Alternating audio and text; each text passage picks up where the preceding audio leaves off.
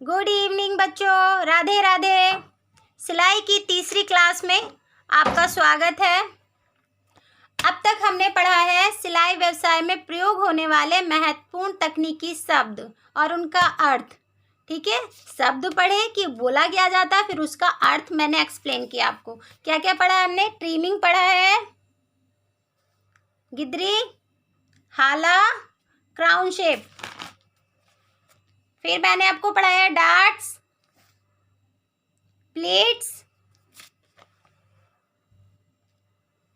सुत, गिरा, ताबीज। और तीसरी क्लास में अब आज हमारी स्टार्ट होगी टेप। ठीक है, टेप। लेकिन इससे पहले मैं बता दूं, बच्चों ने कमेंट किया है कि उन्हें प्रैक्टिस सेट कराया जाए, लेकिन मुझे प्रैक्टिस सेट नहीं मिला है। मैंने अलग से प्रैक्टिस सेट की या यूपी टीजीटी प्रिपरेशन की बुक नहीं खरीदी है। ये मेरे पास वो चीज़ें हैं जो 3 साल मैंने कोर्स किया था, मैंने प्रावधिक से कोर्स किया था, तो वहाँ ये नोट्स बनवाए गए थे। ये मेरे पास वो हैं और उनको मैं आप लोगों को प्रोवाइड करा रही हूँ। तो अलग से मेरे पास कोई प्रीवियस ईयर का क्वेश्चन पेपर वगैरह नहीं है। हाँ, मेरे पास प्रावधिक का पेपर है, जो मैंने प्रावधिक ये पॉलिटेक्निक से किया था। तो फाइनल ईयर का जो एग्ज़ाम हुआ था उसमें ऑब्जेक्टिव क्वेश्चन आए थे, मैं आपको वो प्रोवाइड करा सकती हूँ, लेकिन उसके लिए भी मुझे वो ढूंढना पड़ेगा। तो जैसे ही वो मुझे मिलता है मैं आप लोगों को वो प्रोवाइड कराती हूँ। और प्लस मैं आपको बुक्स बता सकती हूँ कि किस बुक से हमें पढ़ाया गया था, किस बुक से हमारी तैयारी कराई गई थी। तो मैं उसके राइटर का नाम आपको बता सकती हूँ, बुक आपको दिखा सकती हूँ। मैं आपकी बस इतनी ही हेल्प कर सकती हूँ और जितना मेरे पास है वो मैं आपको दे रही हूँ। अगर आपको हाँ ठीक है कि हाँ जी मुझे ये ठीक है जितना है आप दीजिए, तो मुझे कमेंट करिए, नहीं तो मैं क्लास रोक दूँगी। क्योंकि मेरे पास ये प्रीवियस ईयर के ना ही तो कोई क्वेश्चन पेपर है, मैंने सर्च भी किया, मुझे वो नहीं मिला क्वेश्चन पेपर, और ना ही कोई प्रैक्टिस सेट मुझे मिला है। हमें सिर्फ थ्योरी कराई गई है और प्रैक्टिकल कराया गया है, तो वही चीज़ मेरे पास है। चलिए क्लास को स्टार्ट करते हैं, समय ज़्यादा हो रहा है। टेप, यहाँ टेप दे रखा है, इंची टेप नहीं दे रखा, टेप। लेकिन ये इंची टेप की ही बात हो रही है। टेप का प्रयोग हम किस लिए करते हैं? नापने के लिए करते हैं। सिंपल सा ये आ गया, लेकिन इसमें घुमा के देखिए, इसको क्वेश्चन को समझिए। ये एक प्रकार की पट्टी होती है जो कि प्राय कपड़े अथवा कपड़े व प्लास्टिक मिश्रित पदार्थों से बनी होती है। ये प्लास्टिक मिश्रित पदार्थों से बनी होती है और कभी कभी लोहे की भी बनी हुई मिलती है। इस पर इंच तथा सेंटीमीटर के चिन्ह बने होते हैं। यह पट्टी 60 इंच लंबी होती है तथा व्यक्ति के शरीर की नाप लेने तथा कपड़ा काटने के काम आती है। अब इसमें से अगर एग्जामिनर अगर क्वेश्चन बनाए टेप में से, तो कैसे बनाएगा वो? मतलब ऑब्जेक्टिव में आपको दे देगा टेप से, मान लीजिए कि इंच तथा सेंटीमीटर के निशान चिन्ह किस पे अंकित होते हैं। अब उसमें वो कुछ भी दे सकता है, टेप, सेंटीमीटर, या और भी ऑप्शन रख सकता है। अगर आपने इसका ये सारांश पढ़ा है तभी आप उसके ऑब्जेक्टिव पर टिक कर सकते हैं। ठीक है, समझ में आ गया? टेप क्या है? ये इंची टेप की बात हो रही है।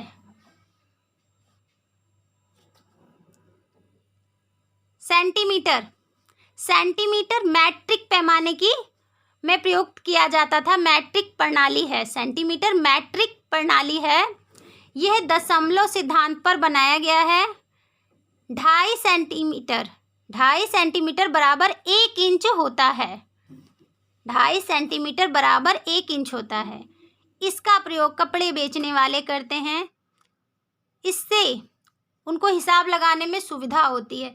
किंतु जो टेलर हैं वो भी इसका प्रयोग करते हैं, लेकिन बहुत कम। आजकल इंच में ही कपड़ा काटा जा रहा है, लेकिन रियल में जो काटना चाहिए ना वो सेंटीमीटर में, जो हमारी प्रणाली है वो सेंटीमीटर में चलती है। लेकिन अभी जो हम लोग जो सीखते हैं या हमें सिखाया जाता है वो इंच में ही सिखाया जाता है। बर्तना, क्योंकि वो इजी पड़ता है इंच वाला। अभी नेक्स्ट देखते हैं बर्तना। बटन के काज बनाने के लिए काज काटते हैं।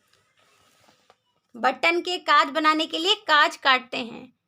काटने के बाद काज बनाना आरंभ करने से पूर्व उसके फुचड़ों को निकलने से रोकने के लिए सेप के साथ अंदर की ओर एक धागा डाला जाता है। इसी धागे को बर्तना कहते हैं। इस धागे से कागज में मजबूती के साथ साथ आकृति में सुंदरता भी आती है। सॉरी काज है। काज में क्या होता है, जब हम काज काटते हैं, बर्तना किसे कहते हैं वो समझ लीजिए। जब हम काज काटते हैं तो उसमें देखिए छोटे छोटे कपड़े के रेशे निकलते हैं, उन्हें हम फुचड़ा बोलते हैं। और उन्हें जब हम ऐसे होता है ना, काज जब बनाया जाता है तो जब वो उन फुचड़ों को छुपाया जाता है, उसी शेप को हम बर्तना कहते हैं। हाफ, कोट और टेनिस कॉलर कमीज में, कोट और टेनिस कॉलर कमीज में कॉलर लगाने से पूर्व जिस स्थान को छोड़कर कॉलर लगाया जाता है उसी छूटे हुए भाग को हाफ कहते हैं। इंच बैक, अब देखिए ये आपको जो कुछ पॉइंट आपको यहाँ जो मिल रहे हैं ये अष्टशिष्ट प्रणाली पे हैं। अब मैंने अगर आपको बताया जाए ना तो अष्टशिष्ट प्रणाली से भी क्वेश्चन आएंगे। मैंने देखा था, वो मतलब एक टॉपिक दिया गया है और वो बहुत इंपॉर्टेंट है। लेकिन मैं अभी आपको मेन सिर्फ पॉइंट करवा रही हूँ, क्योंकि अगर वो थ्योरी कराने लगी ना, वो करवाऊंगी, लेकिन उसको करवाने के लिए मुझे लगता है कि खाली उसे समझाने के लिए 3-4 घंटे चाहिए, और वो काफ़ी मतलब बड़ा है टॉपिक। चलिए अभी समझ लीजिए। इंच बैक, कुबड़ वाले व्यक्ति की पीठ को दर्जी इंच बैक कहते हैं। इंच बैक, कुबड़ वाले व्यक्ति की पीठ को दर्जी इंच बैक कहते हैं। मैनिपुलेशन, मैनिपुलेशन, मैंने कुछ वर्ड की मीनिंग भी लिख दी है जिससे आपको स्पष्ट हो जाए और क्लियर दिख रहा होगा। वस्त्रों की सिलाई करते समय कपड़े को कच्चा करके तथा उस पर लोहा करके शेप बनाने की क्रिया को मैनिपुलेशन कहते हैं। कारपुलेटन बॉडी, कारपुलेटन बॉडी, कारपुलेटन बॉडी। मैं भी बोलते बोलते थक रही हूँ, क्योंकि मुझे रिकॉर्ड करते समय ऐसा लगता है जल्दी जल्दी करूँ, और वही मैं मिस्टेक कर देती हूँ। कारपुलेटन बॉडी, देखिए इसकी स्पेलिंग है ये, कारपुलेटन बॉडी। अत्यंत मोटे बड़े पेट स्थल शरीर वाले व्यक्ति को कारपुलेटन बॉडी कहा जाता है। आप इसको बड़े इजी तरीके से याद कर सकते हैं कि जिसका पेट निकला होता है, जिसका शरीर स्थल नहीं होता या ऊपर नीचे होता है, उसे कारपुलेटन बॉडी कहते हैं। चलिए, कॉलर बोन, कॉलर बोन। अब टेलर की भाषा में कॉलर बोन क्या है इसको समझते हैं। ये प्लास्टिक की बनी पतली लंबी पट्टी जैसे टुकड़े होते हैं, उन्हें कमीज के कॉलर की नोक के निकट लगाकर सीधा रखने के लिए लगाया जाता है। इसे कॉलर खराब नहीं होती। ठीक है, मैं इसे समझाती हूँ, यहाँ थोड़ी मिस्टेक है, मैं आपको समझाती हूँ। कॉलर बोन, कॉलर बोन क्या होता है, जो आपने जेंट्स की शर्ट देखी होगी, वो कोने में ना एक प्लास्टिक की लगी होती है पत्ती जैसी, जिससे कॉलर खराब नहीं होती, एकदम नुक निकली होती है, उसे कॉलर बोन कहते हैं। हैंगर, हैंगर के बारे में सभी जानते हैं। ठीक है, मैं इसे एक्सप्लेन करती हूँ।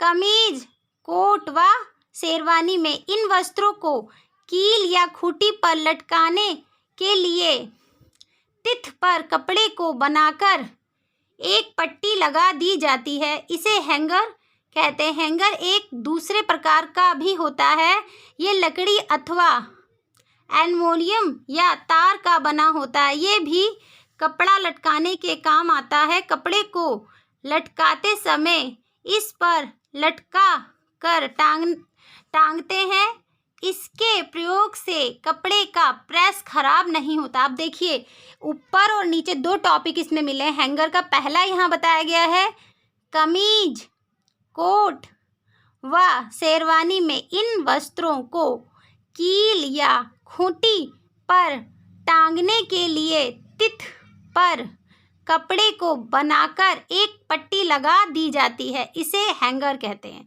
और यहाँ फिर बताया एक दूसरा हैंगर होता है जिसपे हम कपड़ों को लटकाते हैं या टांगते हैं, जिससे हमारी प्रेस नहीं खराब होती। तो अब ये आपको समझना है क्वेश्चन कैसे बनेगा। जब आपको इसका समरी याद होगी तो क्वेश्चन कैसे बनेगा वो आपको समझ में आ जाएगा। बाय बाय, आगे मैं और लिखती हूँ तो आपको मैं बताती हूँ। ओके बाय, कमेंट करिएगा।